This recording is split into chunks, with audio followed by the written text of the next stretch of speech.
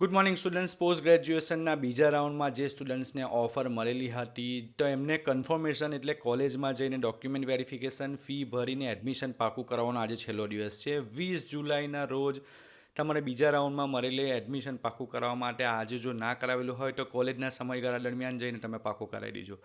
હવે જે સ્ટુડન્ટ્સને ઓફર નથી મળેલી, બીજા રાઉન્ડમાં પણ નથી મળેલી, પહેલા રાઉન્ડમાં પણ નથી મળેલી, તો ત્રીજો રાઉન્ડ છે.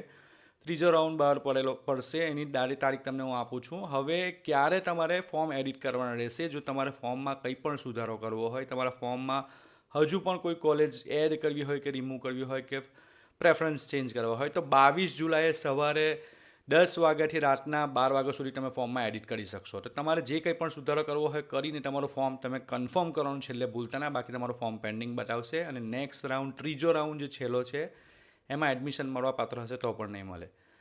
હવે 22 તારીખ પછી 23 અને 24ના દિવસોમાં તમારું ટેકનિકલ પ્રોસેસ અને પ્રવેશ તમને આપવામાં આવશે, ઓફર આપવામાં આવશે. એટલે તમારું મેરિટ લિસ્ટ બહાર પડશે ત્રીજા રાઉન્ડના રિલેટેડ. તો ત્રીજા રાઉન્ડના રિલેટેડ મેરિટ બહાર પડશે ત્યાર પછી તમારે એનું કન્ફર્મેશન કરવાનું રહેશે. તો તારીખ ખાસ યાદ રાખજો. અને ફોર્મ જોઈએ કંઈ સુધારો એમાં કન્ફર્મ કરવાનું ના ભૂલતા, બાકી તમને એડમિશન મળવાપાત્ર હશે તો પણ નહીં મળે. કેમ કે કન્ફર્મ નથી કરેલું, લોક નથી કરેલું તો તમારું ફોર્મ પેન્ડિંગ જ બતાવવા કરશે. જીકાસના રિલેટેડ, પીજીના રિલેટેડ કંઈ પણ મૂંઝવણ હોય મને કમેન્ટ કરજો. હું એના રિલેટેડ વિડીયો બનાવીશ જેથી તમને ખબર પડી જાય. Thank you.